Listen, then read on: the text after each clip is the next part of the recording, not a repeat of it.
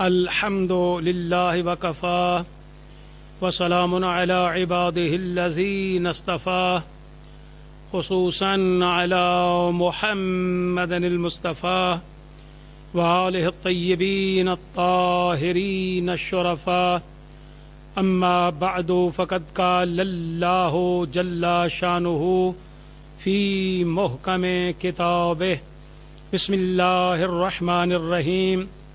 يا أيها الذين آمنوا كتب عليكم الصيام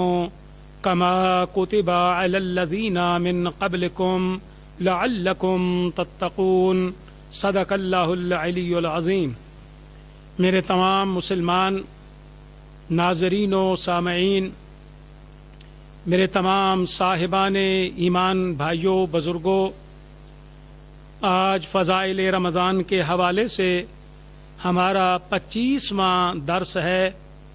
ہم مسلسل 24 دنوں سے فضائل رمضان، فضائل نماز، فضائل درود پاک، فضائل نماز اور فضائل قرآن کو بیان کر رہے ہیں.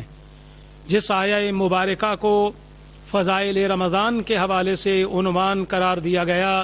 وہ سورۃ بقرہ کی آیت ہے، جس میں خالق کائنات نے ارشاد فرمایا یا ایھا الذین آمنوا، اے وہ لوگو جو ایمان لائے ہو، کتب علیکم الصیام،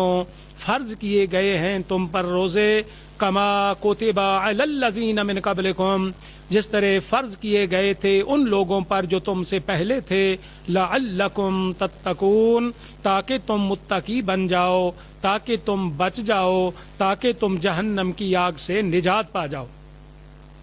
تو تمام صاحبان ایمان، ماہ رمضان کے حوالے سے آج 25واں روزہ ہے اور 25ویں روزے کی عظمت و فضیلت کو آپ سماعت فرمائیں اور آج کا روزہ بھی ضرور رکھیں، کیونکہ میرے آقا پیغمبر اسلام صلی اللہ علیہ وآلہ وسلم نے آج کے روزے کی بہت زیادہ فضیلت و عظمت جو ہے وہ بیان کی ہے. اور روزہ رکھ کر تلاوت قرآن بھی کیجئے، اور تلاوت قرآن کرنا، اللہ کی عبادت کرنا پھر سونے پہ سہاگا ہے. آپ کما حق کو ہو اس اجر کے مستحق بن جائیں گے جس کا وعدہ امام الانبیاء صلی اللہ علیہ وآلہ وسلم نے کیا ہے. میرے آقا علیہ الصلوۃ والسلام نے ارشاد فرمایا کہ جو صاحب ایمان ماہ رمضان کا 25واں روزہ رکھے گا تو اس 25ویں روزے کے بدلے میں، اس 25ویں روزے کے عوض میں خدا زیر عرش اس کے لیے 1000 قبہ ہائے سبز تعمیر فرماتا ہے، اور جس پر ایک نور کا خیمہ اللہ تبارک و تعالی بلند کرتا ہے، اور اللہ فرماتا ہے مجھے قسم ہے اپنی عزت کی، مجھے قسم ہے اپنے جلال کی کہ اے 25واں روزہ رکھنے والو، میں تمہیں نورانی تاج پہنا کر، نورانی ناکا پر سوار کر کے ایسی جنت میں بھیجوں گا کہ میری تمام مخلوق حیران ہو جائے گی. وہ ساری مخلوق کہے گی اللہ یہ ان کو کس صلے میں آپ نے اتنا اجر عطا فرمایا ہے. تو آواز توحید آئے گی کہ یہ وہ مومن ہے کہ جس نے ماہ رمضان کا 25واں روزہ رکھا تھا.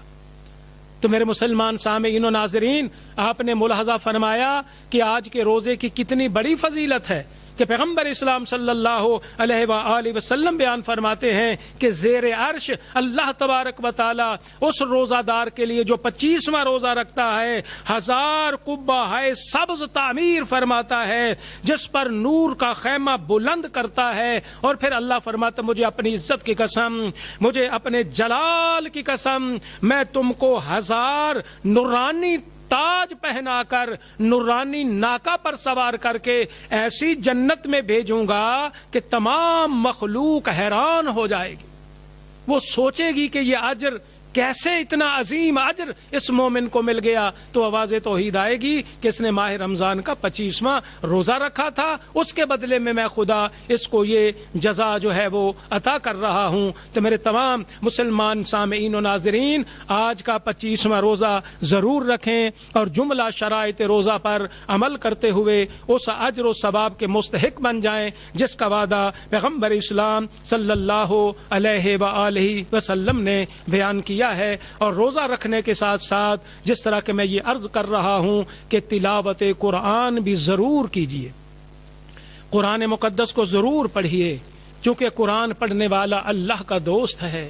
قرآن پڑھنے سے مسلمانوں خدا کا قرب حاصل ہوتا ہے، قرآن پڑھنے سے اللہ جو ہے اللہ کے قریب ہو جاتا ہے انسان، قرآن پڑھنے سے رضائے مصطفیٰ حاصل ہوتی ہے، تلاوت قرآن کرنے سے رضائے جناب سیدہ ملتی ہے، قرآن پڑھنے سے مولا کائنات ناطق قرآن راضی ہوتے ہیں، ارے قرآن پڑھنے سے حسن مجتبی خوش ہوتے ہیں، اور قرآن پڑھنے سے سید الشہداء حضرت امام حسین علیہ الصلوۃ والسلام جو ہیں وہ راضی ہوتے ہیں۔ ہمیں قرآن پڑھنا چاہیے۔ اور امام جعفر صادق علیہ الصلوۃ والسلام نے چھٹے لال ولایت نے ارشاد فرمایا کہ قرآن اللہ کی طرف سے مخلوق کی طرف ایک عہد ہے، مسلمانوں کو چاہیے کہ وہ اپنے اس عہد میں نظر کریں۔ اور میرے آقا علیہ الصلوۃ والسلام نے ارشاد فرمایا کہ مومن کو چاہیے کہ روزانہ 50 آیات قرآن کی تلاوت کرے۔ آپ نے جہاں علامات مومن کو سنا، ان میں میرے آقا امام جعفر صادق علیہ الصلوۃ والسلام نے فرمایا کہ مومن کو چاہیے کہ کم از کم 50 آیات قرآن روزانہ مومن تلاوت کرے۔ اور جس طرح کی روایت میں ملتا ہے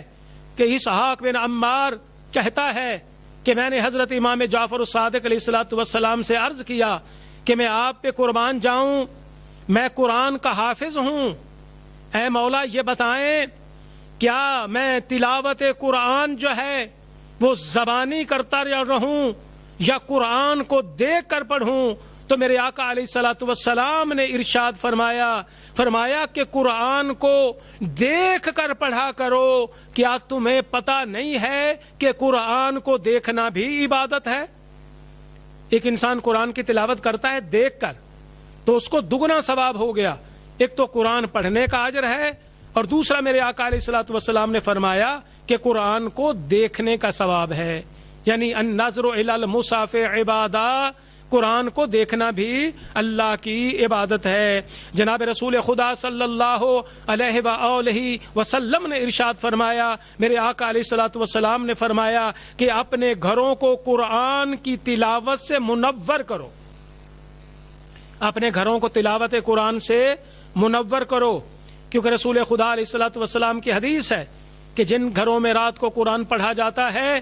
وہ گھر اہل آسمان کے لیے ان گھروں سے ایسے نور نکلتا ہے جیسے اہل زمین کے لیے رات کو آسمان پر ستارے چمکتے ہوئے نظر آتے ہیں۔ تو ملائکہ کہتے ہیں پروردگار یہ نور کن گھروں سے نظر آ رہا ہے؟ تو آواز توحید آتی ہے میرے ملائکہ یہ وہ گھر ہیں کہ جن گھروں میں رات کو تلاوت قرآن ہوتی ہے۔ مسلمانوں تلاوت قرآن کو ہرگز ترک نہ کرو۔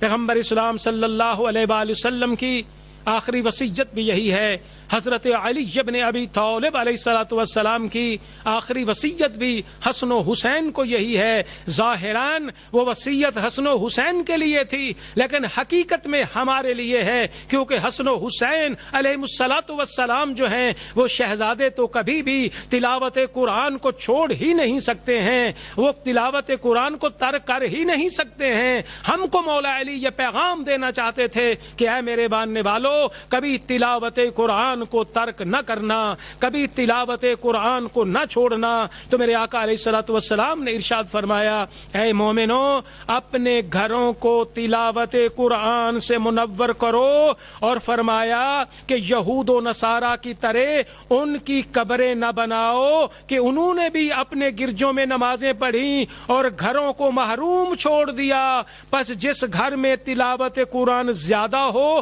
تو اس میں میں برکت زیادہ ہوتی ہے، جن گھروں میں تلاوت قرآن ہوتی ہے ان گھروں میں رزق وسیع ہوتا ہے، اور وہ گھر اہل آسماں کے لیے ستاروں کی طرح چمکتے ہیں جن گھروں میں تلاوت قرآن ہوتی ہے۔ اور میرے آقا پیغمبر اسلام صلی اللہ علیہ وآلہ وسلم سے پوچھا گیا کہ یا رسول اللہ یہ بتائیں کہ اللہ والے کون ہیں، اللہ کے خاص بندے کون ہیں؟ تو میرے آقا پیغمبر اسلام صلی اللہ علیہ وآلہ وسلم نے بیان فرمایا، پیغمبر اسلام سے جب سوال ہوا کہ اللہ کے خاص بندے کون ہیں اور اللہ والے کون ہیں، تو میرے آقا علیہ الصلوۃ والسلام نے ارشاد فرمایا اللہ کے خاص بندے وہ ہیں جو قرآن پڑھتے ہیں، اور اللہ تبارک و تعالی والے وہ بندے ہیں اللہ والے جو قرآن پڑھتے ہیں۔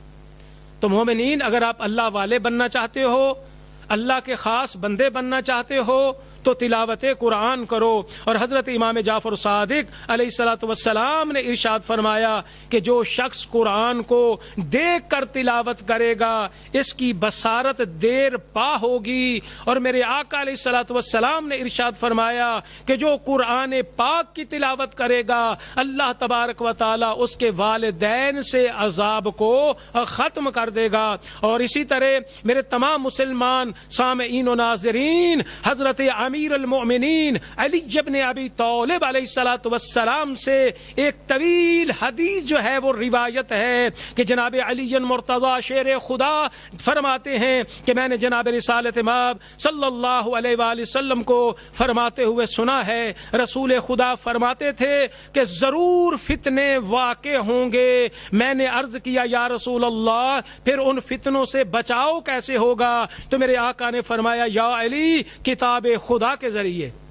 یعنی اللہ کے قرآن کے ذریعے ان فتنوں سے بچاؤ ممکن ہوگا۔ اور اس میں گزشتہ اور آئندہ کی خبریں اور دور حاضر کے احکام موجود ہیں۔ میرے آقا علیہ الصلوۃ والسلام نے ارشاد فرمایا کہ یہ قرآن ایک ایسی کتاب ہے کہ اس سے علماء سیر نہیں ہوتے، یہ کثرت تلاوت سے پرانا نہیں ہوتا۔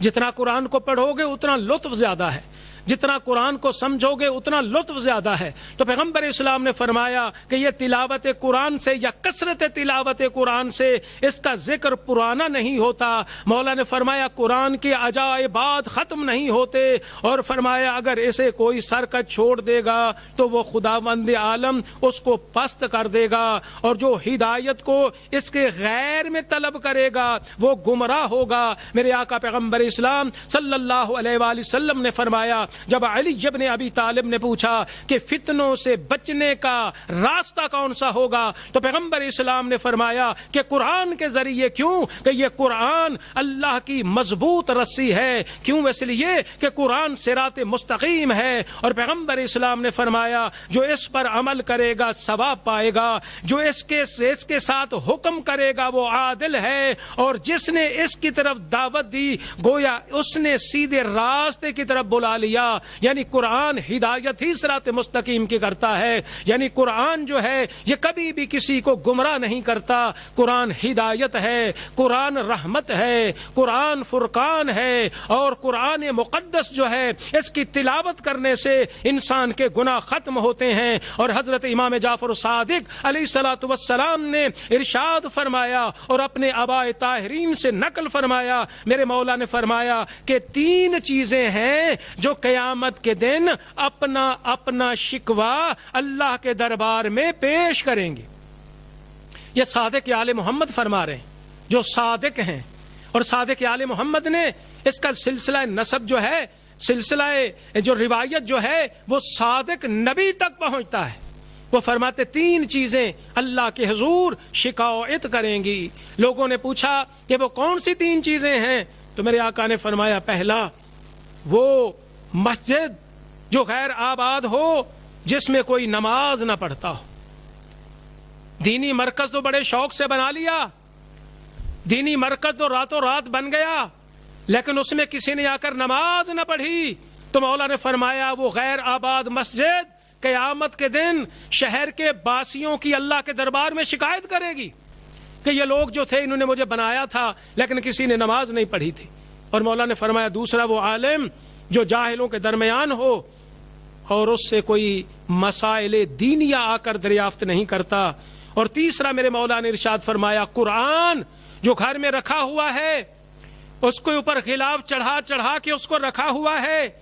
اور اس پر غبار تو پڑ رہا ہے لیکن کوئی قرآن کی تلاوت نہیں کرتا، تو یہ قرآن بھی قیامت کے دن اللہ سے شکایت کرے گا، اور عالم بھی خدا کے قیامت کے دن اللہ کے حضور شکایت کرے گا، اور مسجد جو ہے وہ بھی شکایت کرے گی کہ مجھ میں آ کے کسی نے نماز نہیں پڑھی، عالم شکایت کرے گا کسی نے مجھ سے مسئلہ نہیں پوچھا، اور قرآن شکایت کرے گا کہ مجھے کسی نے تلاوت نہیں کیا۔ تو میں دعا کرتا ہوں اللہ تمام مومنین کو یہ توفیق عطا فرمائے کہ وہ مسجد میں آ کر نماز پڑھیں، علماء سے حلال و حرام کے مسائل پوچھیں اور تلاوت قرآن کریں۔ وآخر دعوانا ان الحمد للہ رب العالمین۔